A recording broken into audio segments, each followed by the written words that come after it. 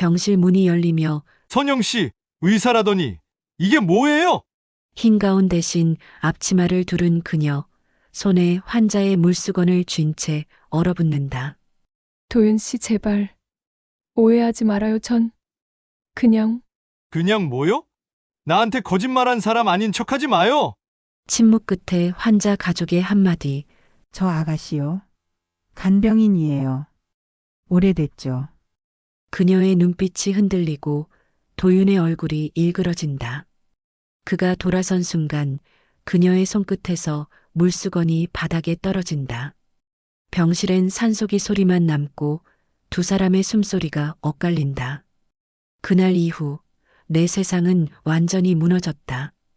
그녀의 가오는 거짓이었지만 눈물만큼은 진실이었다. 오늘 사연 시작하기 전에 무료 버튼인 구독과 좋아요 꼭 눌러주세요. 박도윤은 38배 나이에 처음으로 결혼이라는 것을 진지하게 생각하기 시작했습니다. 보험회사 영업팀장으로 일하며 바쁘게 살아온 세월 속에서 문득 혼자라는 게 외롭게 느껴지던 어느 봄날이었죠. 회사 동료들은 하나둘 가정을 꾸리고 주말이면 아이들 손을 잡고 나들이를 다녔습니다. 도윤은 그런 모습을 볼 때마다 가슴 한편이 허전했습니다. 결혼식 축의금 봉투를 건네면서도 언제쯤 자신의 차례가 올까 하는 생각이 들곤 했죠. 그렇게 도윤은 대학 동창의 소개로 맞선을 보기로 했습니다. 사실 맞선이라는 게 처음은 아니었습니다. 지난 몇 년간 서너 번 정도 만남을 가졌지만 번번이 어색함만 남긴 채 끝났죠. 하지만 이번엔 왠지 다를 것 같은 예감이 들었습니다. 그날 토요일 오후 도윤은 강남의 조용한 카페로 향했습니다. 봄볕이 따스하게 내리쬐는 날이었죠. 카페 안으로 들어섰을 때 창가 자리에 앉아 있는 여자가 눈에 들어왔습니다. 그 여자가 바로 이선영이었습니다. 선영은 35의 나이답지 않게 차분하고 단정한 인상이었습니다. 단정하게 묶은 머리, 절제된 화장, 그리고 깔끔한 베이지색 블라우스 차림이 눈에 띄었죠. 도윤이 자리에 앉자 선영은 부드러운 미소를 지으며 인사를 건넸습니다. 안녕하세요. 이선영이라고 합니다. 내과 의사로 근무 중이에요. 도윤은 그 순간 가슴이 두근거렸습니다. 세련된 말투와 지적인 분위기, 그리고 무엇보다 의사라는 직업이 주는 안정감이 좋았습니다. 도윤도 자신을 소개했죠. 박도윤입니다. 보험회사에서 영업팀장으로 일하고 있어요. 두 사람은 자연스럽게 대화를 시작했습니다. 선영은 병원 생활에 대해 이야기했고 도윤은 보험 영업의 어려움과 보람에 대해 말했죠. 시간이 흐를수록 도윤은 선영에게 점점 더 끌렸습니다. 선영은 말을 많이 하는 편은 아니었지만 할 말과 하지 말아야 할 말을 정확히 구분하는 듯 했습니다. 병원 일이 힘드시겠어요. 특히 내과는 환자분들이 많다고 들었어요. 도윤이 물었을 때 선영은 잠시 생각하더니 피곤한 듯 미소 지으며 말했습니다. 괜찮아요. 환자들을 돌보는 일이 보람 있어서요. 물론 힘들 때도 있지만 누군가에게 도움이 된다는 게 좋거든요. 도윤은 그 말에 감동했습니다. 자신의 일에 자부심을 가진 여자, 그것도 남을 돕는 직업을 가진 여자라니. 이런 사람과 함께라면 행복한 가정을 꾸릴 수 있을 것 같았습니다. 그날 이후 두 사람은 자주 만나기 시작했습니다. 일주일에 한두 번 저녁 식사를 하거나 영화를 보러 가곤 했죠. 하지만 선영은 언제나 바쁜 사람이었습니다. 밤늦게 전화를 걸면 받지 않을 때가 많았고 문자 답장도 몇 시간씩 늦어지곤 했습니다. 미안해요. 당직이 있어서 전화를 못 받았어요. 선영은 늘 이렇게 말했고 도윤은 그럴 때마다 이해한다고 대답했습니다. 오히려 도윤은 그런 선영의 모습에 더 감동했죠. 자신의 일에 최선을 다하는 성실한 여자라고 생각했으니까요. 주말에도 당직 근무 때문에 만나지 못하는 날이 잦았지만 도윤은 불평하지 않았습니다. 어느 날 저녁 겨우 시간을 내어 만난 선영에게 도윤이 말했습니다. 두 사람은 한강변 벤치에 앉아 있었습니다. 석양이 강물을 붉게 물들이고 있었죠. 선영 씨 같은 사람 다시는 못 만날 거예요. 정말이에요. 당신은 제가 찾던 사람이에요. 도윤의 목소리엔 진심이 담겨 있었습니다. 그러자 선영은 잠시 침묵하더니 조용히 대답했습니다. 그런 말 함부로 하지 말아요. 세상엔 비밀이 많아요. 사람들은 다 겉으로 보이는 것만 알 수 있을 뿐이에요. 도윤은 그 말이 무슨 뜻인지 몰랐습니다. 그저 겸손한 사람이라고만 생각했죠. 하지만 선영의 목소리엔 묘한 떨림이 있었습니다. 마치 무언가를 숨기고 있는 듯한, 두려워하는 듯한 그런 떨림이었죠. 도윤은 그걸 알아채지 못했습니다. 계절이 바뀌고 여름이 지나갔습니다. 장마가 끝나고 무더위가 찾아왔지만 도윤은 선영을 만날 때마다 행복했습니다. 선영이 지친 얼굴로 나타나도 도윤은 그저 따뜻한 차 한 잔을 건네며 위로했죠. 선영은 그런 도윤을 보며 미소 지었지만 가끔 먼 곳을 바라보는 듯한 눈빛을 보일 때가 있었습니다. 무슨 생각해요? 왜 그렇게 멍하니 있어요? 도윤이 물으면 선영은 화들짝 놀라며 고개를 저었습니다. 아무것도 아니에요. 그냥 당신이 좋은 사람이라는 생각을 했어요. 이렇게 좋은 사람을 만나서 제가 행복해요. 도윤은 그 말에 가슴이 따뜻해졌습니다. 이 여자와 함께 미래를 만들어가고 싶다는 생각이 들었죠. 하지만 선영의 눈 속 깊은 곳에는 도윤이 알 수 없는 그림자가 드리워져 있었습니다. 무언가를 숨기고 있는 듯한, 아니면 무언가를 두려워하는 듯한 그런 그림자였죠. 가을이 왔습니다. 단풍이 물들던 어느 날 도윤은 선영과 남산을 산책하며 말했습니다. 낙엽이 발밑에서 바스락거렸고 하늘은 맑게 개어 있었습니다. 우리 이제 진지하게 미래를 생각해 봐야 할 것 같아요. 선영 씨와 저 이제 결혼을 준비해도 되지 않을까요? 선영은 걸음을 멈추고 도윤을 바라봤습니다. 그 눈빛이 이상하게 흔들리는 것 같았지만 도윤은 그저 감동한 것이라고 생각했죠. 정말 그래도 괜찮을까요? 저 같은 사람이요? 선영이 조심스럽게 물었을 때 도윤은 단호하게 대답했습니다. 물론이죠. 당신이 내 곁에 있어주면 그것만으로 충분해요. 다른 건 아무것도 필요 없어요. 선영은 고개를 숙였습니다. 도윤은 선영이 기쁨의 눈물을 참는다고 생각했지만 사실 선영은 무언가 다른 감정과 싸우고 있었습니다. 죄책감과 두려움, 그리고 희망이 뒤섞인 복잡한 감정이었죠. 그날 밤 집으로 돌아온 도윤은 침대에 누워 천장을 바라보며 생각했습니다. 드디어 자신도 가정을 꾸릴 수 있겠구나. 선영과 함께라면 행복한 미래가 기다리고 있겠구나. 그렇게 도윤은 희망에 부풀어 잠이 들었습니다. 하지만 선영은 그날 밤 자신의 작은 원룸에 앉아 오래된 사진 한 장을 꺼내 들었습니다. 사진 속엔 병실에 누워있는 노인의 모습이 담겨 있었죠. 선영은 그 사진을 가슴에 꼭 안으며 눈물을 흘렸습니다. 미안해요. 정말 미안해요. 하지만 이제 와서 어떻게 말해요. 선영의 목소리는 어둠 속으로 사라졌습니다. 그리고 그 비밀은 아직 드러나지 않은 채 두 사람의 관계는 조용히 앞으로 나아가고 있었습니다. 도윤은 아직 몰랐습니다. 자신이 사랑하는 여자가 얼마나 큰 비밀을 안고 있는지, 그리고 그 비밀이 곧 자신의 인생을 송두리째 뒤흔들 것이라는 사실을 말입니다. 계절은 다시 바뀌어 겨울이 왔습니다. 도윤과 선영이 처음 만난 지 1년이 흘렀죠.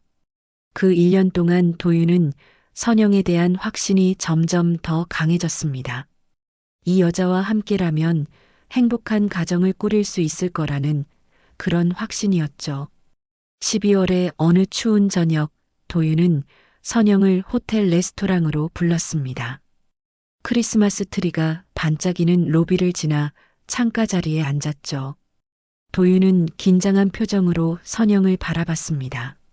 손에 땀이 났고 심장이 빠르게 뛰었습니다. 선영 씨, 저와 결혼해 주시겠습니까?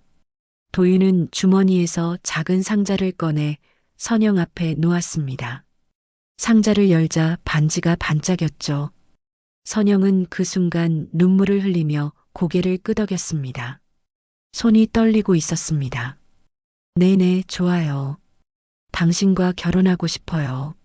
하지만 선영의 눈물 속엔 기쁨만이 아니라 다른 감정도 섞여 있었습니다. 도윤은 그걸 알아채지 못했죠. 그저 선영이 너무 감동해서 우는 거라고만 생각했습니다. 두 사람은 그날 밤 서로를 꼭 껴안았습니다. 도윤은 마침내 자신의 인생에 새로운 장이 펼쳐진다고 믿었습니다.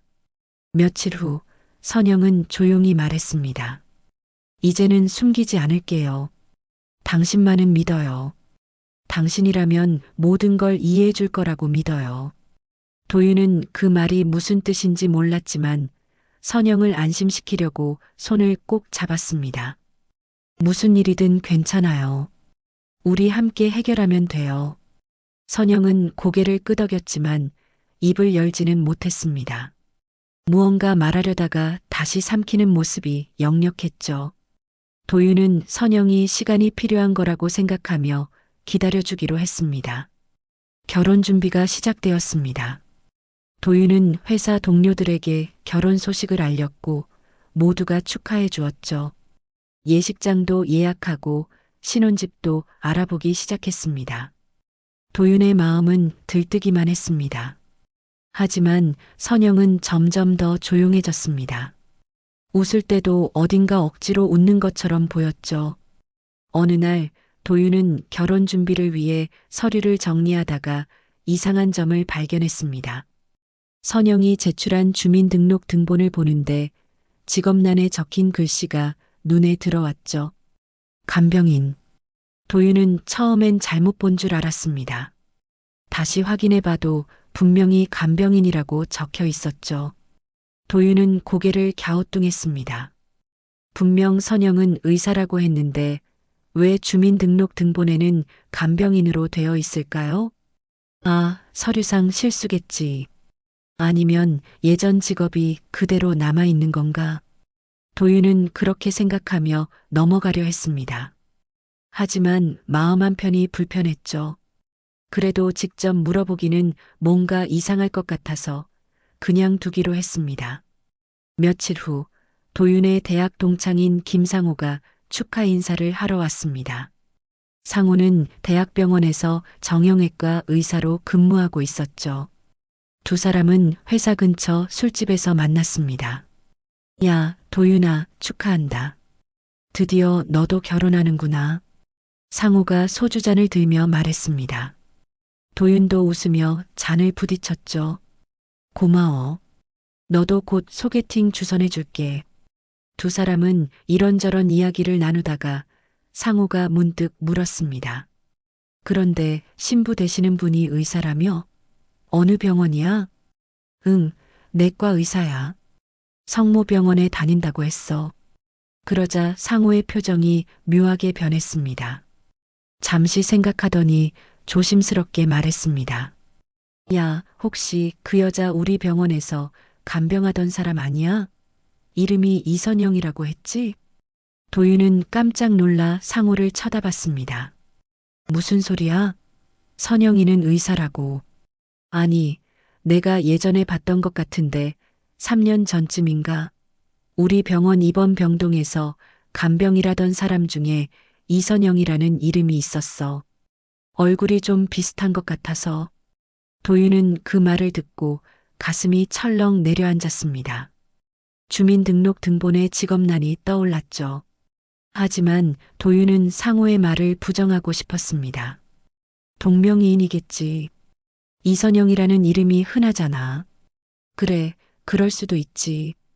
근데 한번 확인해 보는 게 어때? 결혼은 중요한 일이잖아. 상호의 말이 도윤의 머릿속에서 계속 맴돌았습니다. 집으로 돌아온 도윤은 잠을 이루지 못했죠. 새벽까지 뒤척이다가 결국 아침 일찍 일어나 결심했습니다. 직접 확인해 보자. 성모병원에 가보면 알 수 있을 거야. 토요일 오전 도윤은 선영이 근무한다던 성모병원으로 향했습니다. 가슴이 두근거렸고 손에 땀이 났죠. 병원 로비에 들어서자 안내 데스크가 보였습니다. 도윤은 직원에게 물었습니다. 저기 내과에 이선영 선생님 계신가요? 직원은 컴퓨터를 확인하더니 고개를 저었습니다. 내과에는 이선영이라는 의사 선생님이 안 계신데요. 그럴 리가요. 분명히 여기서 근무한다고 했는데 혹시 다른 과는 아니신가요? 도윤은 잠시 망설이다가 물었습니다. 그럼 간병인 중에 이선영이라는 분은 계신가요? 직원은 다시 확인하더니 고개를 끄덕였습니다. 아, 간병인 이선영 씨 말씀이시군요. 7층 2번 병동에 계실 거예요. 도윤은 그 순간 머리가 하얘졌습니다. 다리에 힘이 풀리는 것 같았죠. 하지만 직접 확인하기 전까진 믿고 싶지 않았습니다. 도윤은 엘리베이터를 타고 7층으로 올라갔습니다. 복도를 걷는데 심장이 터질 것처럼 뛰었습니다. 간호사 스테이션을 지나 입원 병실들을 하나씩 살펴봤죠. 그러다가 한 병실 문 앞에서 발걸음이 멈췄습니다. 문틈 사이로 익숙한 목소리가 들려왔습니다. 할아버지, 오늘은 기분이 좀 어떠세요? 식사는 하셨어요? 도윤은 조심스럽게 문을 열었습니다. 그리고 그 순간 눈앞의 광경에 얼어붙고 말았습니다. 흰 가운이 아니라 앞치마를 두르고 침대에 누워있는 노인을 정성스럽게 돌보고 있는 선영의 모습이 보였습니다. 선영도 문 여는 소리에 고개를 돌렸습니다. 그리고 도윤과 눈이 마주쳤죠. 선영의 얼굴이 창백하게 변했습니다. 손에 들고 있던 수건이 바닥에 떨어졌습니다. 도윤 씨, 선영의 목소리가 떨렸습니다. 도윤은 그 자리에 서서 선영을 바라봤습니다. 믿을 수가 없었죠. 자신이 사랑했던 여자, 의사라고 믿었던 여자가 지금 간병인 복장으로 노인을 돌보고 있다니. 선영 씨, 이게 대체 무슨 일입니까? 도윤의 목소리는 차갑게 식어 있었습니다. 선영은 눈물을 글썽이며 입술을 깨물었습니다. 하지만 아무 말도 할 수 없었죠. 병실 안에는 무거운 침묵만이 흘렀습니다. 병실 안의 침묵은 몇 초였을까요? 아니면 몇 분이었을까요? 도윤에겐 영원처럼 길게 느껴졌습니다. 선영은 고개를 숙인 채 눈물만 흘리고 있었고 침대에 누워있던 노인은 산소호흡기를 단 채 깊은 잠에 빠져 있었죠. 도윤 씨, 제발 오해하지 말아요. 선영이 떨리는 목소리로 말을 꺼냈습니다. 하지만 도윤은 그 말을 듣고 싶지 않았습니다. 배신감이 가슴을 짓눌렀죠. 오해라고요? 그럼 뭐가 진실입니까? 의사라던 당신이 왜 여기서 간병인 일을 하고 있습니까? 도윤의 목소리는 점점 커졌습니다. 선영은 황급히 도윤의 팔을 잡고 병실 밖으로 끌고 나왔습니다. 다른 환자들과 보호자들이 쳐다보고 있었으니까요. 복도 구석진 곳으로 가서 선영은 도윤을 마주봤습니다. 도윤 씨, 들어주세요. 설명할게요. 제발 들어만 주세요. 선영의 눈은 눈물로 가득했습니다. 도윤은 팔짱을 끼고 차갑게 선영을 바라봤죠. 좋아요. 설명해 보세요. 왜 거짓말을 했는지 말입니다. 선영은 한참을 망설이다가 입을 열었습니다. 저는 의사가 아니에요. 간병인입니다. 그 말에 도윤은 헛웃음이 나왔습니다. 그건 이미 봐서 알았습니다. 내가 묻는 건 왜 거짓말을 했냐는 겁니다. 선영은 눈물을 닦으며 천천히 말을 이어갔습니다. 10년 전이었어요. 제가 25살 때 아버지가 폐질환으로 이 병원에 입원하셨어요. 저는 아버지를 살리기 위해 온갖 방법을 다 동원했죠. 그런데 선영은 말을 잇지 못하고 눈물을 흘렸습니다. 도윤은 가만히 기다렸습니다. 친구의 부탁으로 빚 보증을 섰어요. 대학 때부터 친하게 지내던 친구였거든요. 그 친구를 믿었어요. 근데 그 친구가 사업에 실패하고 잠적해버렸어요. 하루아침에 제 앞으로 3천만 원의 빚이 생겼죠. 선영의 목소리는 떨렸습니다. 그 돈으로 아버지 수술비를 마련하려 했는데 다 날려버린 거예요. 저는 모든 걸 포기하고 싶었어요. 하지만 아버지를 살려야 했어요. 그래서 이 병원에서 간병 일을 시작했습니다. 도윤은 입을 다물고 선영의 이야기를 들었습니다. 분노가 조금씩 가라앉고 대신 복잡한 감정이 밀려왔죠. 낮엔 간병 일을 하고 밤엔 편의점 아르바이트를 했어요. 주말엔 식당에서도 일했죠. 그렇게 10년을 살았습니다. 빚을 갚고 아버지 병원비를 내고 그런데 아버지는 결국 5년 전에 돌아가셨어요. 선영의 목소리는 점점 작아졌습니다. 제가 아무리 열심히 일해도 소용없었어요. 아버지는 제 손을 꼭 잡고 가셨어요. 그 후로 저는 계속 이 병원에서 간병 일을 했습니다. 다른 걸 할 줄 아는 게 없었거든요. 도윤의 표정이 조금씩 풀리기 시작했습니다. 선영의 사연이 안쓰럽게 느껴졌죠. 하지만 여전히 이해할 수 없는 부분이 있었습니다. 그래서요? 그게 왜 저한테 거짓말을 한 이유가 됩니까? 간병인이라고 솔직하게 말하면 안 됐습니까? 선영은 고개를 떨구며 말했습니다. 당신을 처음 만났을 때 저는 너무 초라했어요. 35의 나이에 간병인으로 살아가는 여자, 빚 때문에 허덕이는 여자 그런 제 모습이 창피했어요. 선영은 눈물을 흘리며 계속 말했습니다. 당신은 보험회사 팀장이잖아요. 안정적이고 멋진 사람이에요. 그런 당신 옆에 간병인인 제가 어울릴 것 같았어요?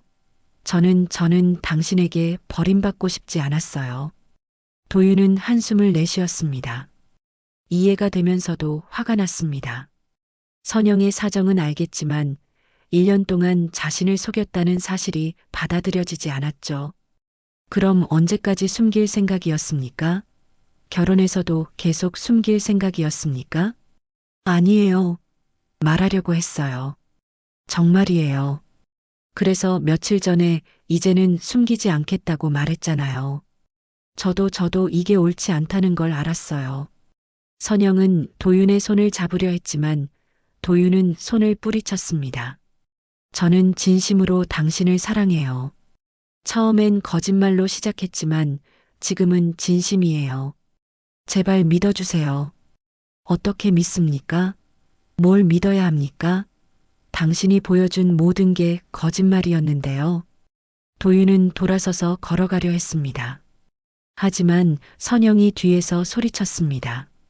도윤 씨, 제발 한 번만 더 기회를 주세요. 제가 다 정리하고 다시 시작할게요. 이제부턴 거짓말 안 할게요. 도윤은 걸음을 멈추지 않았습니다. 엘리베이터를 타고 1층으로 내려가는 동안 머릿속이 복잡했죠.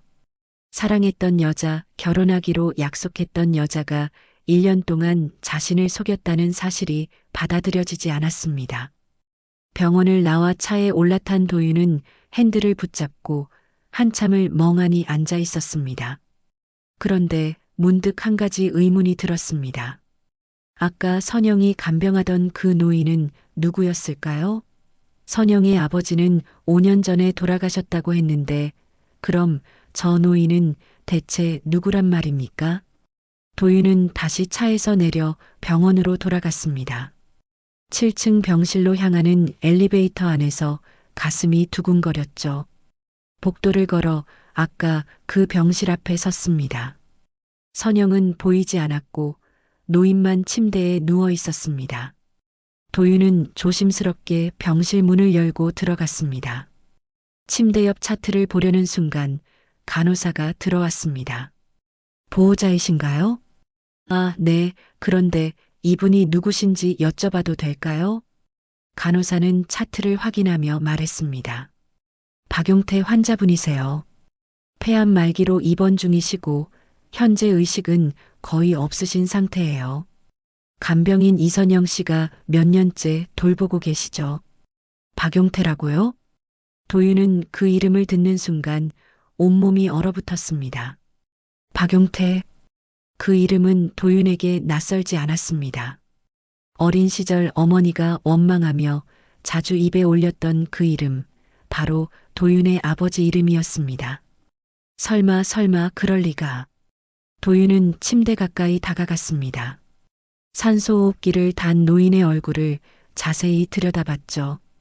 주름이 가득한 얼굴이었지만 어딘가 익숙한 느낌이 들었습니다. 도윤은 어릴 적 본 아버지의 사진을 떠올렸습니다. 아버지? 도윤의 입에서 떨리는 목소리가 흘러나왔습니다. 그럴 리 없다고 생각했지만 자꾸만 확신이 들었죠. 이 사람이 바로 자신의 아버지라는 확신이 말입니다.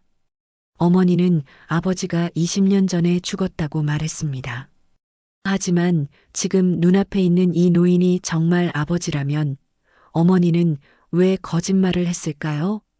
도윤은 황급히 간호사에게 물었습니다. 이분 보호자는 누구입니까? 가족은 없습니까?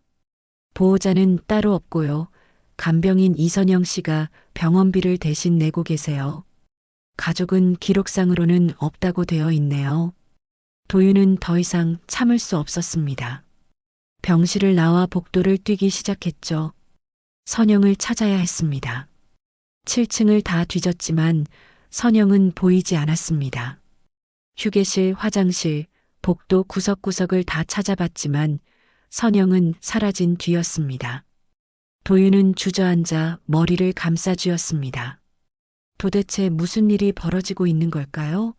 자신이 사랑했던 여자가 간병인이었다는 것도 충격인데 그 여자가 돌보던 환자가 자신의 아버지라니. 이게 우연일까요? 아니면 계획된 일일까요? 도윤의 머릿속은 혼란으로 가득 찼습니다. 그리고 한 가지 무서운 생각이 스쳤습니다. 선영이 처음부터 자신을 노리고 접근한 게 아닐까? 자신의 아버지를 간병하면서 자신의 존재를 알게 되었고, 그래서 계획적으로 다가온 게 아닐까? 복수일까요? 아니면 돈일까요? 도윤은 온몸에 소름이 돋았습니다. 더 이상 참을 수 없어 병원을 빠져나왔습니다. 그날 밤 도윤은 잠을 이루지 못했습니다. 선영에게 전화를 걸었지만 받지 않았고 문자를 보내도 답이 없었죠. 도윤은 결심했습니다. 선영을 직접 감시하기로. 선영이 대체 무슨 속셈으로 자신에게 접근했는지 진실을 밝혀내야 했습니다. 다음 날 아침 도윤은 일찍 일어나 거울을 봤습니다. 밤새 잠을 설쳐서인지 눈 밑에 다크서클이 짙게 드리워져 있었죠. 머릿속은 온통 어제 본 광경으로 가득했습니다. 선영의 거짓말, 그리고 병실에 누워있던 박용태라는 이름의 노인. 도윤은 옛 기억을 떠올렸습니다. 어린 시절 도윤은 아버지 없이 어머니와 단둘이 살았습니다. 어머니는 아버지 이야기를 거의 하지 않았죠. 도윤이 초등학교 3학년 때 친구들이 아버지에 대해 물어보자 어머니에게 물었던 기억이 났습니다. 엄마, 아빠는 어디 계세요? 어머니는 그때 차갑게 대답했습니다. 죽었어. 내가 아기였을 때 돌아가셨어. 다시는 그 사람 얘기 꺼내지 마. 그 후로 도윤은 아버지에 대해 묻지 않았습니다. 어머니의 표정이 너무 무서웠으니까요. 하지만 가끔 어머니가 술을 마시고 혼자 중얼거리는 소리를 들은 적이 있었습니다.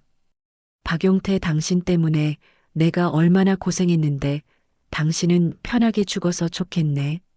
그 이름, 박용태. 바로 어제 병실에서 들었던 그 이름이었습니다. 도윤은 온몸에 소름이 돋았죠. 어머니가 거짓말을 했다는 뜻일까요? 아버지는 죽지 않고 어딘가에 살아 있었던 걸까요? 도윤은 휴대폰을 들고 어머니에게 전화를 걸려다가 멈췄습니다. 먼저 확실히 알아봐야 했습니다. 만약 정말 그 노인이 아버지라면 어머니는 왜 그런 거짓말을 했을까요? 도윤은 회사에 반차를 내고 다시 병원으로 향했습니다. 7층 병실에 도착했을 때 선영은 보이지 않았습니다. 아마 출근 전이거나 아니면 어제 일 때문에 피하고 있는 걸지도 몰랐죠. 도윤은 간호사 스테이션으로 가서 조심스럽게 물었습니다. 저기 박용태 환자분에 대해 여쭤볼 게 있는데요. 네, 말씀하세요. 이분이 언제부터 입원해 계신지 알 수 있을까요? 간호사는 컴퓨터를 확인하며 말했습니다. 기록을 보니까 18년 전부터 이 병원에 계셨네요. 처음엔 일반 병동이었다가 10년 전부터 중환자실과 이 병동을 오가셨어요. 18년이요? 도윤은 깜짝 놀랐습니다. 18년 전이면 도윤이 20살 때입니다. 어머니는 도윤이 아기였을 때 아버지가 죽었다고 했는데 그건 완전히 거짓말이었던 겁니다. 보호자는 없었나요? 처음 몇 년은 보호자가 있었던 것 같은데 중간에 연락이 끊겼다고 기록되어 있네요. 그 후로는 간병인 이선영 씨가 쭉 돌봐왔어요. 도윤은 고개를 끄덕이고 병실로 들어갔습니다. 침대에 누워있는 노인을 바라봤죠. 산소호흡기 소리만이 고요한 병실을 채우고 있었습니다.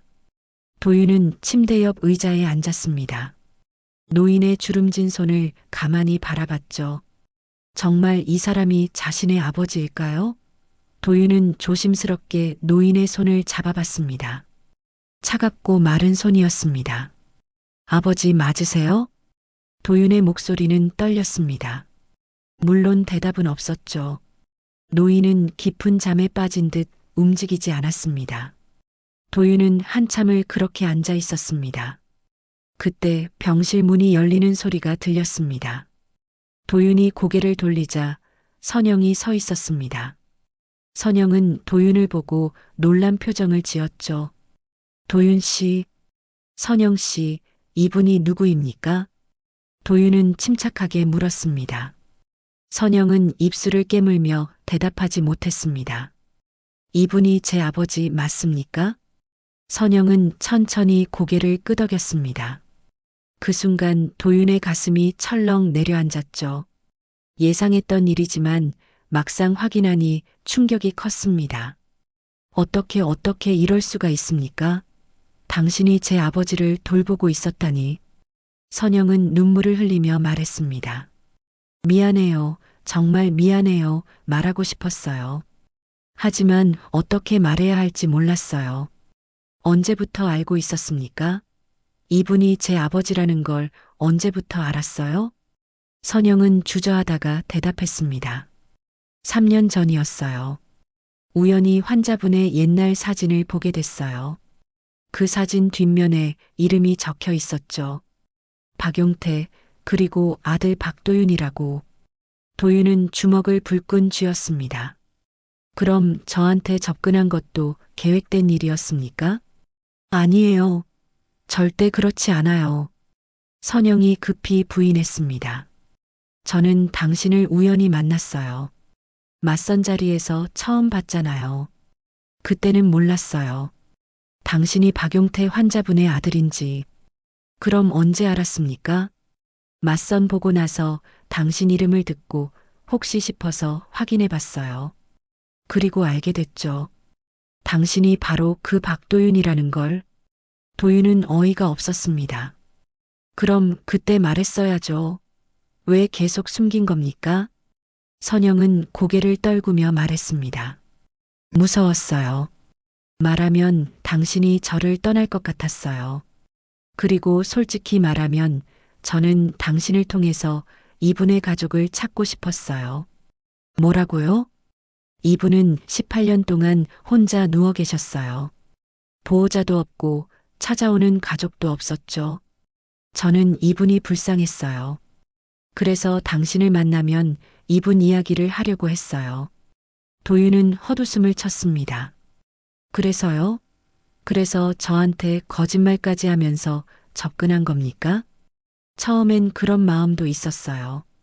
하지만 당신을 만나면서 진짜로 사랑하게 됐어요. 이건 거짓말이 아니에요. 도윤은 더 이상 듣고 싶지 않았습니다. 병실을 나가려는데 선영이 도윤의 팔을 붙잡았습니다. 도윤 씨, 한 가지만 더 들어주세요. 뭡니까? 당신 어머니 그분이 이분을 버렸어요. 도윤은 걸음을 멈췄습니다. 무슨 소리입니까? 선영은 눈물을 흘리며 말했습니다. 18년 전 이분이 교통사고를 당하셨어요. 의식을 잃고 이 병원에 실려왔죠. 처음 몇 년은 당신 어머니가 병원비를 냈어요. 하지만 회복이 더디자 어느 날 갑자기 연락을 끊어버렸어요. 도윤은 믿을 수 없다는 표정으로 선영을 바라봤습니다.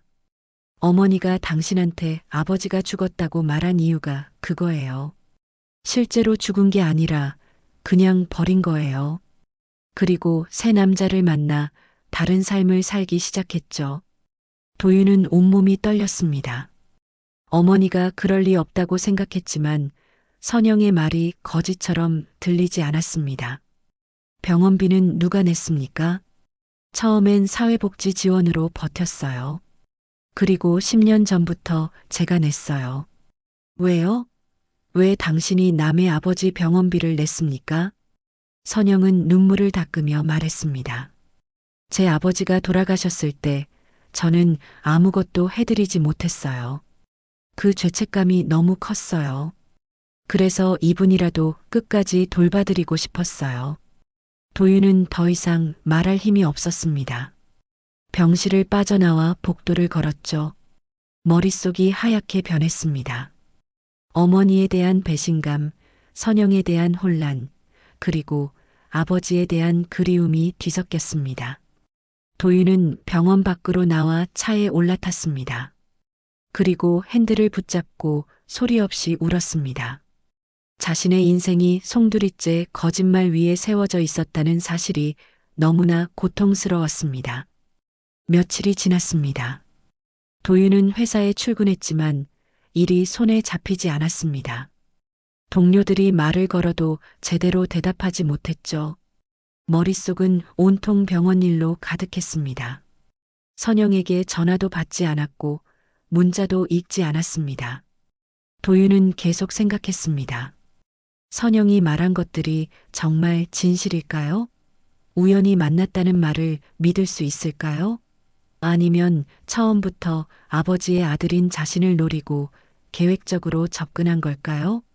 의심이 꼬리에 꼬리를 물었습니다. 특히 마음에 걸리는 게 있었습니다. 선영이 10년 동안 아버지의 병원비를 대신 냈다는 말. 간병인 월급으로 어떻게 그게 가능했을까요? 거기에 자신의 빚까지 갚으면서 말입니다. 뭔가 숨기는 게 더 있는 것 같았습니다. 어느 날 밤 도윤은 결심했습니다. 선영을 직접 감시해 보기로 진실을 알아내야 했습니다. 퇴근 후 도윤은 병원 근처에 차를 세우고 기다렸습니다. 오후 8시쯤 선영이 병원에서 나오는 모습이 보였죠. 선영은 피곤한 얼굴로 걸어갔습니다. 도윤은 조심스럽게 차를 몰며 뒤를 따랐습니다. 선영은 버스를 타고 이동했습니다. 도윤도 뒤따라가며 지켜봤죠. 선영이 내린 곳은 집이 아니었습니다. 낡은 상가 건물이었습니다. 도윤은 차에서 내려 멀찍이서 지켜봤습니다. 선영은 건물 뒤편으로 들어갔고 도윤도 조심스럽게 뒤따라갔습니다.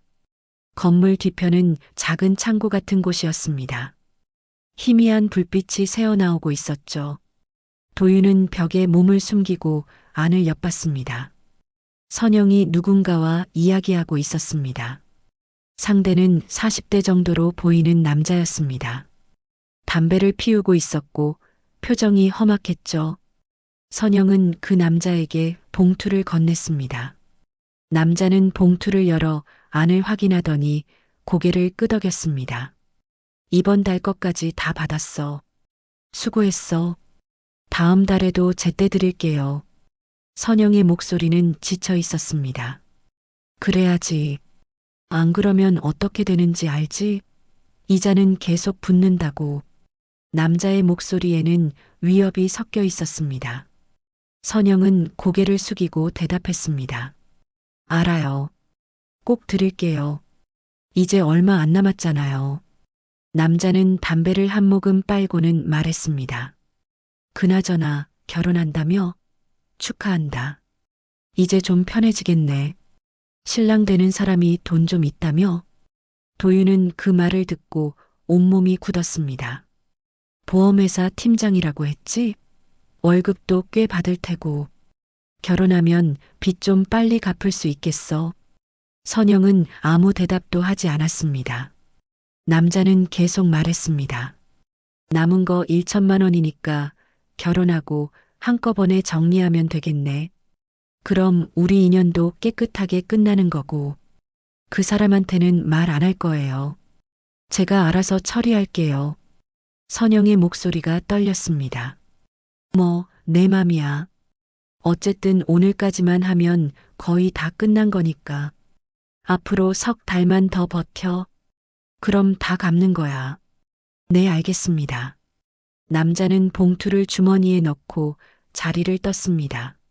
선영은 그 자리에 그대로 서 있었습니다. 고개를 숙인 채 한참을 움직이지 않았죠. 그러다가 조용히 울기 시작했습니다. 도윤은 그 모습을 보며 가슴이 복잡했습니다. 분노와 실망 그리고 묘한 안쓰러움이 뒤섞였죠. 선영이 자신과 결혼하려는 이유가 빚 때문이었단 말입니까? 자신을 이용하려고 했던 걸까요? 도윤은 더 이상 보고 싶지 않았습니다. 조용히 그곳을 빠져나와 차로 돌아왔습니다. 차 안에 앉아 있는데 숨이 막혔습니다. 핸들을 세게 쥐었습니다. 손에 힘이 들어가 손가락이 하얗게 변했죠. 결국 다 돈 때문이었구나. 나를 사랑한 게 아니라 내 돈이 필요했던 거야. 도윤은 쓴웃음을 지었습니다. 며칠 동안 고민했던 시간이 허무하게 느껴졌습니다. 선영을 이해하려고 했던 자신이 바보 같았습니다. 며칠 후 결혼식 전날이 되었습니다. 도윤은 선영을 불러냈습니다. 한강변 공원이었죠. 석양이 지고 있었고 주변에는 사람들이 드문드문 산책하고 있었습니다. 선영은 조심스럽게 다가왔습니다. 요 며칠 연락이 없어서 불안했던 모양이었죠. 얼굴도 많이 수척해 보였습니다. 도윤 씨 연락이 없어서 걱정했어요. 내일이 결혼식인데. 도윤은 차갑게 선영을 바라봤습니다. 선영은 도윤의 표정에서 무언가를 감지했습니다. 불안한 기색이 역력했죠. 도윤 씨, 무슨 일 있어요? 도윤은 주머니에서 휴대폰을 꺼냈습니다. 그리고 사진을 보여줬죠. 선영이 봉투를 건네는 장면을 찍은 사진이었습니다. 이선영, 이게 당신이 말한 사랑입니까? 선영의 얼굴이 순식간에 창백하게 변했습니다. 입술이 파르르 떨렸습니다. 이건 언제? 이게 뭡니까? 누구한테 돈을 주고 있는 겁니까? 선영은 말을 잇지 못했습니다. 도윤은 계속 말했습니다. 당신 아버지 병원비 낸다고 했죠? 제 아버지를 돌보느라 고생했다고 했죠? 그런데 사채업자한테 돈을 갚고 있더군요. 도윤 씨, 들어봐요. 들을 필요 없습니다. 다 들었어요. 결혼하면 빚 갚기 편해진다는 말도 들었고, 제가 월급 많이 받는다는 이야기도 들었습니다. 선영은 눈물을 흘리며 고개를 저었습니다. 아니에요. 그게 아니에요. 그럼 뭡니까? 설명해 보세요. 도윤의 목소리가 커졌습니다. 선영은 떨리는 목소리로 말했습니다. 맞아요. 저는 사채를 썼어요. 10년 전 빚 보증 잘못 썼던 거, 그거 갚느라 사채까지 손댔어요. 이자가 눈덩이처럼 불어나서 지금까지 갚고 있어요. 도윤은 비웃듯 말했습니다. 그래서 저한테 접근한 겁니까? 돈 많은 남자 잡아서 빚이나 갚으려고요? 아니에요. 선영이 소리쳤습니다. 그리고 도윤의 팔을 붙잡았죠. 당신을 만난 건 우연이었어요. 정말이에요. 그리고 당신을 사랑하게 된 것도 진심이에요. 돈 때문이 아니에요. 도윤은 선영의 손을 뿌리쳤습니다. 그럼 왜 말하지 않았습니까? 왜 숨겼습니까? 당신이 사채 빚이 있다는 것도, 아직도 갚고 있다는 것도. 선영은 고개를 떨구며 말했습니다. 무서웠어요. 말하면 당신이 저를 떠날까봐 지금처럼. 선영의 눈물이 바닥에 떨어졌습니다. 도윤은 하늘을 올려다봤습니다. 석양이 완전히 지고 어둠이 내리고 있었습니다. 당신 때문에 제 인생이 엉망이 됐습니다. 거짓말로 시작된 사랑, 숨겨진 빚, 그리고 제 아버지까지 도대체 뭐가 진실입니까? 선영은 무릎을 꿇고 울먹였습니다. 미안해요. 정말 미안해요. 하지만 당신을 사랑한 건 진심이에요. 제발 믿어주세요. 도윤은 대답하지 않고 자리에서 일어났습니다. 그리고 뒤도 돌아보지 않고 걸어갔습니다. 선영의 울음소리가 뒤에서 들려왔지만 도윤은 멈추지 않았습니다. 발걸음을 옮길 때마다 가슴이 아팠지만 계속 걸었습니다. 그날 밤 도윤은 집으로 돌아왔지만 잠을 이룰 수 없었습니다. 선영의 울음소리가 귓가에 맴돌았죠. 내일이 결혼식이었지만 도윤은 이미 마음을 정한 것 같았습니다. 결혼은 할 수 없었습니다. 거짓말 위에 세워진 관계는 의미가 없었으니까요. 새벽 4시쯤 도윤의 휴대폰이 울렸습니다. 모르는 번호였습니다. 도윤은 받지 않으려다가 혹시 선영인가 싶어 받았습니다. 여보세요? 박도윤 씨 맞으십니까? 성모병원 간호사입니다. 네, 맞는데요. 박용태 환자분 보호자로 등록되어 계신데 환자분 상태가 급격히 악화됐습니다. 지금 당장 오실 수 있으십니까? 도윤은 깜짝 놀라 침대에서 벌떡 일어났습니다. 지금 가겠습니다. 도윤은 옷을 급히 갈아입고 병원으로 달려갔습니다. 새벽 거리는 텅 비어 있었고 신호등만 깜빡이고 있었죠. 병원에 도착했을 때는 새벽 5시가 조금 넘은 시각이었습니다. 7층 병실로 뛰어 올라갔을 때 복도에 의사와 간호사들이 분주히 움직이고 있었습니다. 그리고 병실 문 앞에 주저앉아 울고 있는 선영이 보였습니다. 선영 씨. 도윤이 다가가자 선영은 고개를 들었습니다. 눈이 퉁퉁 부어 있었고 얼굴은 눈물로 범벅이 되어 있었죠. 도윤 씨 할아버지가 아버지가. 선영은 말을 잇지 못하고 다시 울음을 터뜨렸습니다. 도윤은 병실 안으로 들어갔습니다. 의사들이 심폐소생술을 하고 있었습니다. 심전도 모니터에서 B- 하는 긴 소리가 울려 퍼졌죠. 제세동기 준비. 의사의 목소리가 긴박했습니다. 간호사가 제세동기를 가져왔고 의사는 패드를 환자의 가슴에 갖다 댔습니다. 클리어. 전기 충격이 가해졌고 아버지의 몸이 잠시 들썩였습니다. 하지만 심전도는 여전히 일자로 그어져 있었습니다. 의사는 다시 시도했습니다. 한 번, 두 번, 세 번. 도윤은 그 광경을 멍하니 바라봤습니다. 저 사람이 자신의 아버지라는 게 아직도 실감이 나지 않았습니다. 20년 동안 죽은 줄 알았던 아버지가 지금 눈앞에서 진짜로 죽어가고 있었습니다. 10분쯤 지났을까요? 의사는 고개를 저으며 시계를 봤습니다. 오전 5시 23분, 사망 확인합니다. 그 말과 함께 병실 안이 조용해졌습니다.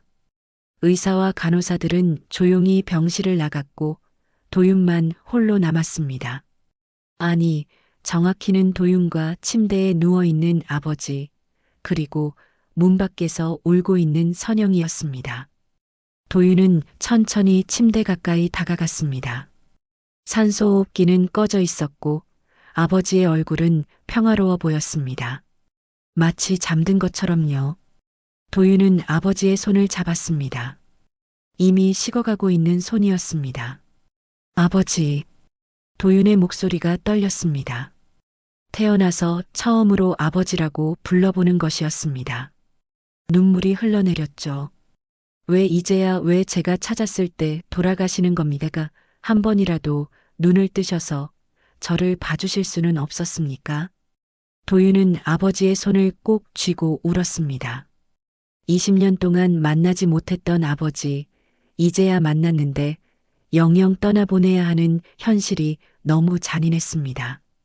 그때 뒤에서 선영이 들어왔습니다. 선영은 조심스럽게 침대 반대편에 섰습니다. 그리고 아버지의 다른 손을 잡으며 말했습니다.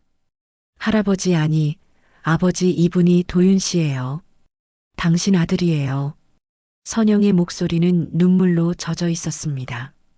이제라도 만나게 해드렸어야 했는데 제가 너무 늦었어요. 미안해요. 정말 미안해요. 도윤은 선영을 바라봤습니다. 선영도 도윤을 바라봤죠. 두 사람의 시선이 아버지를 사이에 두고 마주쳤습니다. 그 순간 도윤은 깨달았습니다. 선영도 아버지를 진심으로 아꼈다는 것을요. 선영 씨, 도윤 씨, 제가 할아버지를 돌본 건 진짜예요. 처음엔 일로 시작했지만 나중엔 진심으로 모셨어요. 제 아버지처럼요. 선영은 눈물을 흘리며 계속 말했습니다. 10년 동안 매일 이분을 봤어요. 아무도 찾아오지 않는 병실에서 혼자 누워 계신 모습을 보면서 가슴이 너무 아팠어요. 그래서 제가 가족이 되어드리려고 했어요. 도윤은 말없이 들었습니다. 당신을 만났을 때 저는 정말 기뻤어요. 드디어 할아버지한테 진짜 가족을 돌려드릴 수 있다고 생각했거든요. 하지만 제가 방법을 잘못 선택했어요. 선영은 고개를 숙였습니다. 거짓말로 시작한 게 잘못이었어요. 처음부터 솔직하게 말했어야 했는데 저는 겁쟁이였어요. 당신을 잃을까봐, 행복을 놓칠까봐 두려워서 거짓말을 했어요. 도윤은 한참을 침묵하다가 입을 열었습니다. 선영 씨, 진심으로 물어봅니다. 저를 사랑했습니까? 아니면 제 돈이 필요했습니까? 선영은 고개를 들어 도윤을 똑바로 바라봤습니다. 처음엔 솔직히 당신이 할아버지의 아들이라는 게 중요했어요. 그리고 당신이 안정적인 직업을 가진 것도 좋았죠. 제 빚을 갚는데 도움이 될 거라고 생각했어요. 도윤의 표정이 굳었습니다. 선영은 계속 말했습니다. 하지만 당신을 알아가면서 진짜로 사랑하게 됐어요. 당신의 따뜻함, 성실함, 그리고 누군가를 배려하는 마음, 그런 것들이 제 마음을 움직였어요. 지금은 당신 없이는 못 살 것 같아요. 도윤은 아무 말도 하지 않았습니다. 선영은 눈물을 닦으며 말했습니다. 저는 당신을 떠나겠어요. 이게 제가 할 수 있는 마지막 진심이에요. 당신은 더 좋은 사람을 만나 행복해지세요. 선영은 아버지의 손을 놓고 병실을 나가려 했습니다. 하지만 도윤이 선영의 손목을 잡았습니다. 기다리세요. 선영은 멈춰섰습니다. 도윤은 천천히 말했습니다. 저도 생각할 시간이 필요합니다. 지금은 아무 결정도 내릴 수 없어요. 하지만 도윤은 아버지를 바라보며 말했습니다. 아버지의 장례는 함께 치러야 할 것 같습니다. 당신이 10년 동안 돌봐주셨으니까요. 선영은 눈물을 흘리며 고개를 끄덕였습니다. 두 사람은 그렇게 아버지의 침대 양쪽에 서서 한참을 말없이 서 있었습니다. 새벽 해가 떠오르기 시작했고 창문으로 희미한 빛이 들어왔습니다. 아버지는 떠났지만 두 사람의 이야기는 아직 끝나지 않았습니다. 진실이 드러났고 거짓말은 벗겨졌습니다.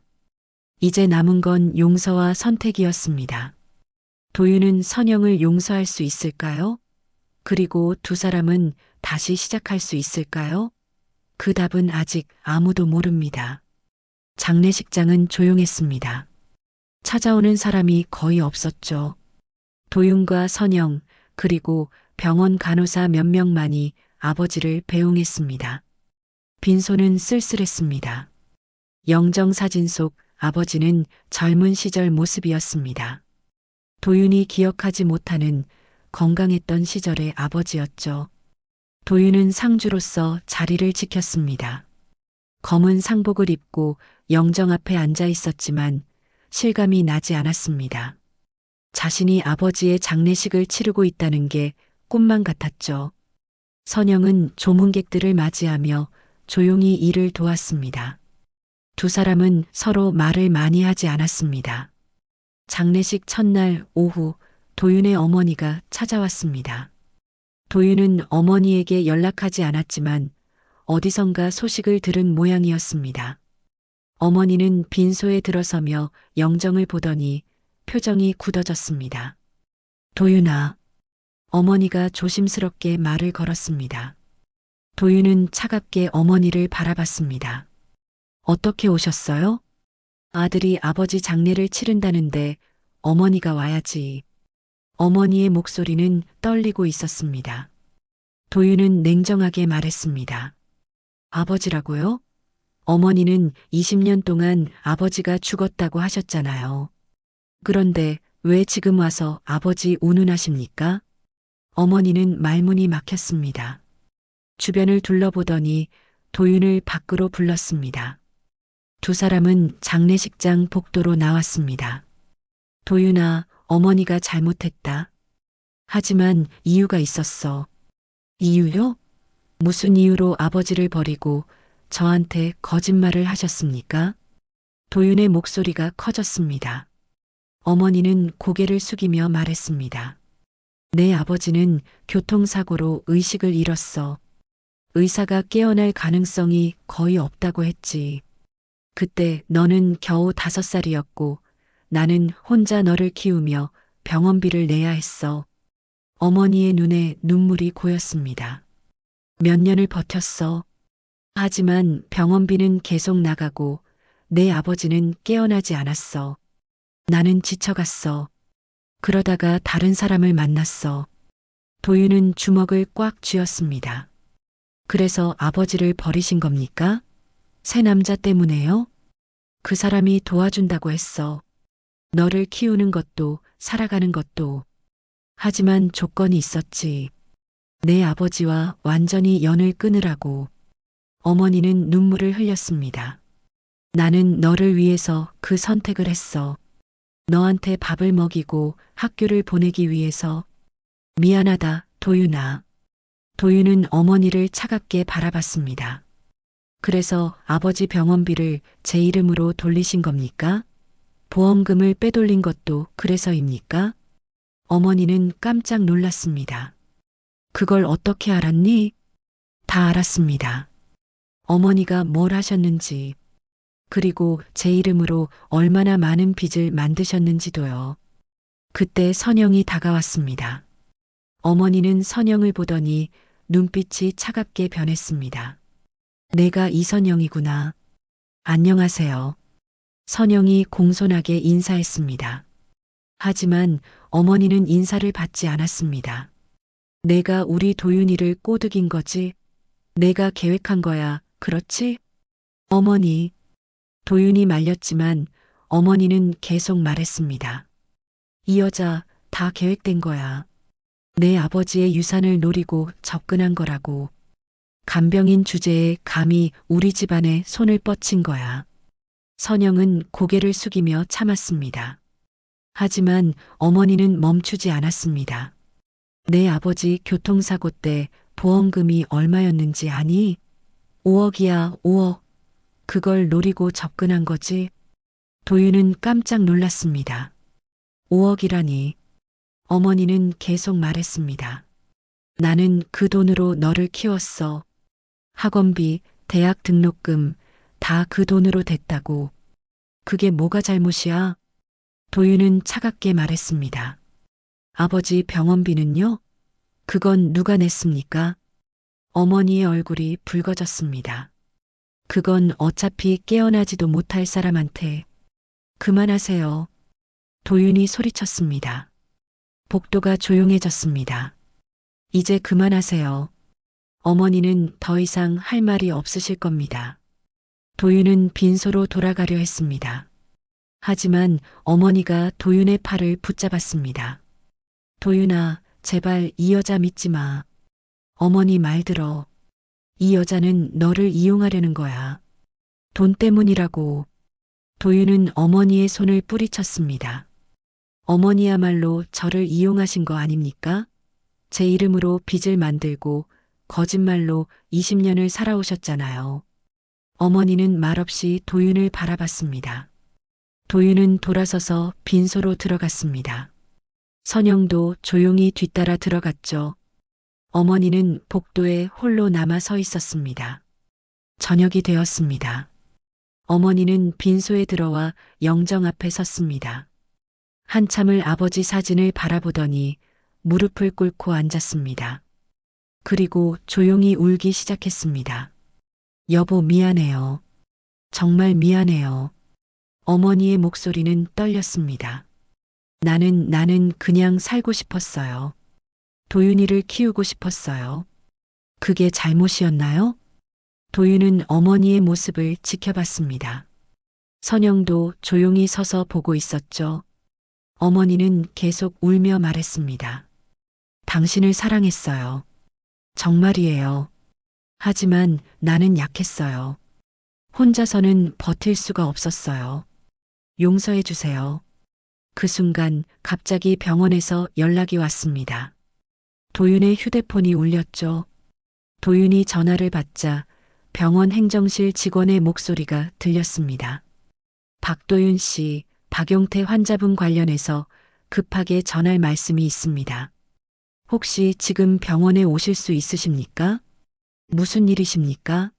아버지는 이미 돌아가셨는데요. 유 원장 관련된 일입니다. 전화로 말씀드리기 어려운 내용이라 꼭 오셔야 합니다. 도윤은 이상하다는 생각이 들었지만 장례식장을 나와 병원으로 향했습니다. 선영도 함께 따라갔습니다. 행정실에 도착하자 변호사가 기다리고 있었습니다. 박도윤 씨 맞으십니까? 네, 그런데 이게 무슨 일입니까? 변호사는 서류 가방에서 봉투를 꺼냈습니다. 박용태 씨의 유언장입니다. 사망 시 개봉하라는 지시가 있었습니다. 유언장이요? 도윤은 깜짝 놀랐습니다. 의식이 없던 아버지가 어떻게 유언장을 남겼을까요? 환자분이 10년 전 잠시 의식을 회복하신 적이 있습니다. 당시 제게 연락하셔서 유언장을 작성하셨죠.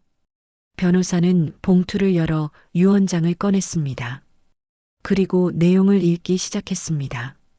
박용태의 유언장. 내가 죽으면 다음과 같이 재산을 분배한다. 교통사고 보험금 중 남은 금액 4억 8천만 원을 다음과 같이 나눈다. 도윤은 숨이 막혔습니다. 4억 8천만 원이라니. 어머니가 다 썼다고 생각했는데 이렇게 많은 돈이 남아 있었단 말입니까? 변호사는 계속 읽었습니다. 그중 4억 원을 간병인 이선영에게 준다. 이선영은 10년 동안 나를 가족처럼 돌봐주었다. 아무도 찾아오지 않는 병실에서 나의 유일한 가족이었다. 이 돈으로 행복하게 살기를 바란다. 선영은 그 말을 듣고 눈물을 흘렸습니다. 손으로 입을 막고 울음을 참았죠. 변호사는 계속 읽었습니다. 나머지 8천만 원은 내 아들 박도윤에게 준다. 도윤아, 아버지가 미안하다. 너를 지켜주지 못해서, 함께하지 못해서 정말 미안하다. 도윤의 눈에도 눈물이 고였습니다. 그리고 도윤아, 이선영을 믿어라. 이 사람만은 진심으로 우리 가족을 생각했다. 이 사람이 없었다면 아버지는 훨씬 더 외롭게 죽었을 것이다. 부디 이 사람을 용서하고 함께 행복하기를 바란다.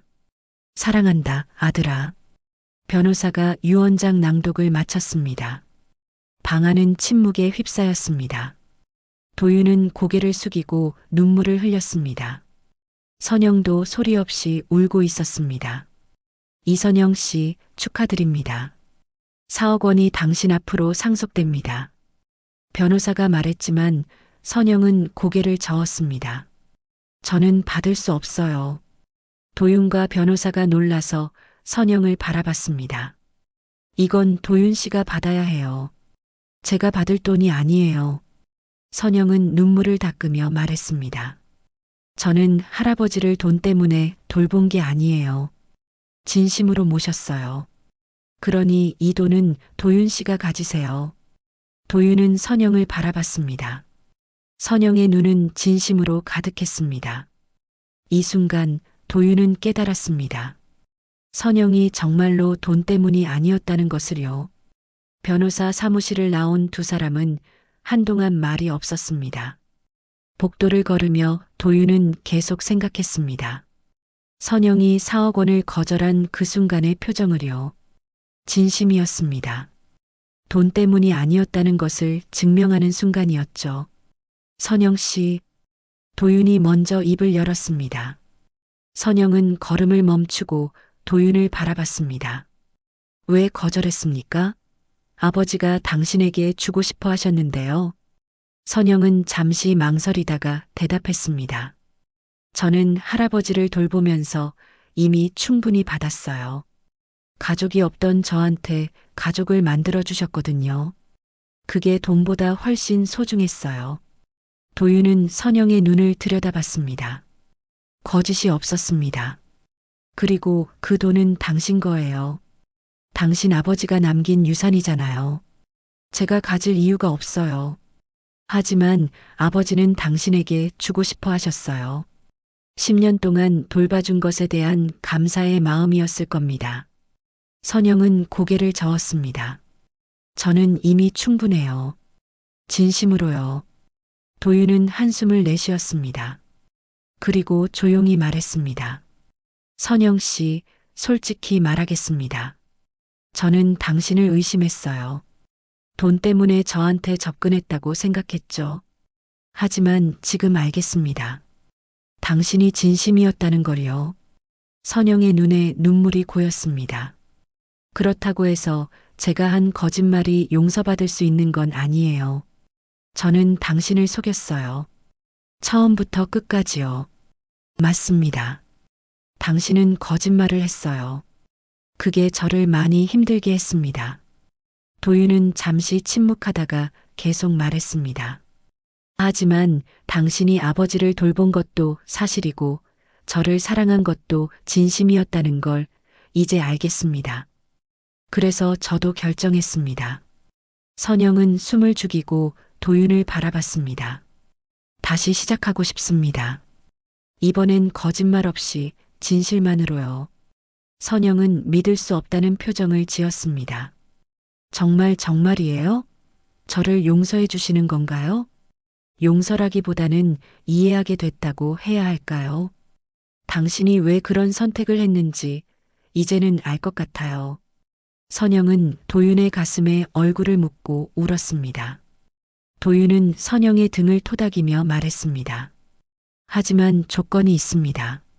선영은 고개를 들어 도윤을 바라봤습니다. 이제부턴 서로에게 비밀이 없어야 해요. 무슨 일이 있어도 솔직하게 말하는 거예요. 약속할 수 있습니까?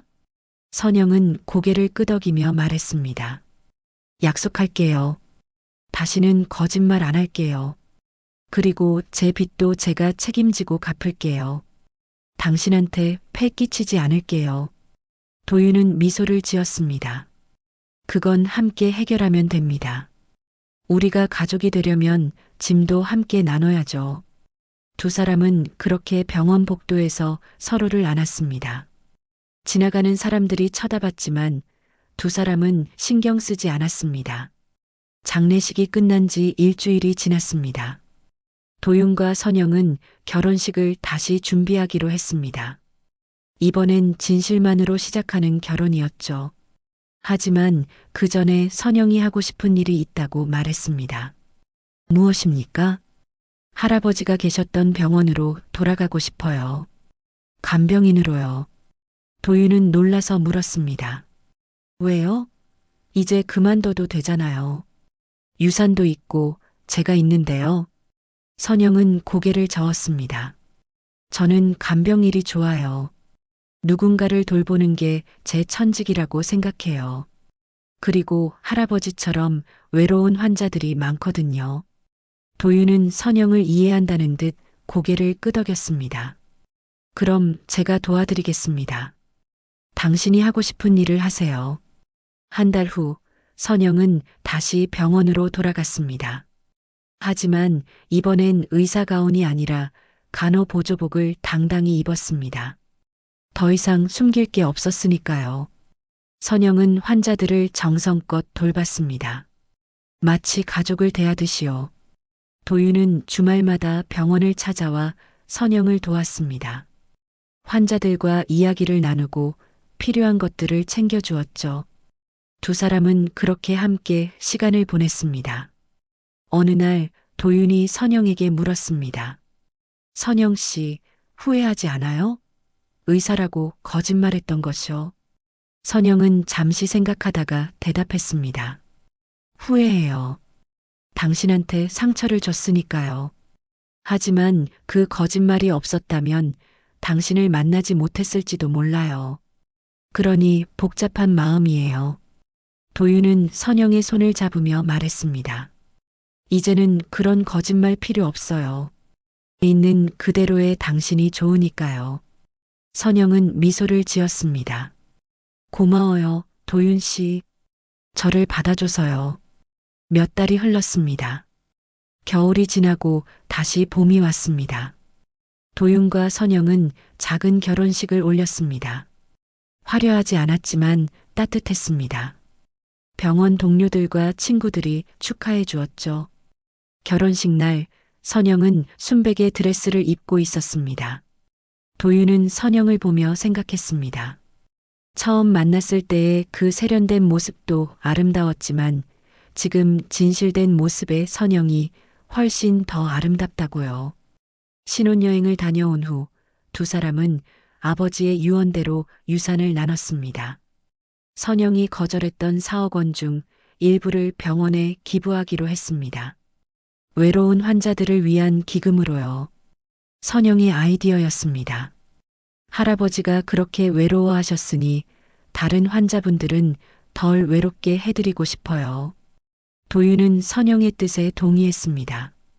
그렇게 박용태 환자 돌봄 기금이 만들어졌습니다. 1년 후 도윤은 다시 병원을 찾았습니다. 선영이 일하는 7층 병동이었죠. 복도를 걸어가는데 한 병실에서 선영의 목소리가 들렸습니다. 할머니, 오늘은 기분이 어때요? 식사는 하셨어요? 도윤은 병실 문을 살짝 열고 안을 들여다봤습니다. 선영은 환자의 손을 잡고 정성껏 이야기를 나누고 있었습니다. 마치 가족을 대하듯이요. 예전에 아버지를 돌봤던 것처럼요. 도윤은 미소를 지었습니다. 선영이 왜 이 일을 계속하고 싶어 하는지 이제 완전히 이해할 수 있었습니다. 선영에게 간병은 단순한 직업이 아니었습니다. 사랑이었습니다. 그날 저녁 두 사람은 한강변을 걸으며 이야기를 나눴습니다. 1년 전 도윤이 선영과 결별을 선언했던 바로 그 장소였죠. 여기서 우리 헤어질 뻔했었죠. 선영이 조용히 말했습니다. 도윤은 고개를 끄덕였습니다. 맞아요. 그때 정말 힘들었어요. 저도요. 하지만 다시 함께할 수 있어서 다행이에요. 두 사람은 벤치에 앉아 석양을 바라봤습니다. 하늘이 붉게 물들고 있었습니다. 선영 씨, 행복해요? 도윤이 물었습니다. 선영은 도윤의 손을 꼭 잡으며 대답했습니다. 네, 정말 행복해요. 당신과 함께여서요. 도윤도 선영의 손을 꼭 잡았습니다. 거짓말로 시작됐던 사랑이었지만 이제는 진실로 가득했습니다. 선영의 거짓말은 죄였지만 결국 사랑이 되어 남았습니다. 두 사람은 그렇게 석양을 바라보며 앉아 있었습니다.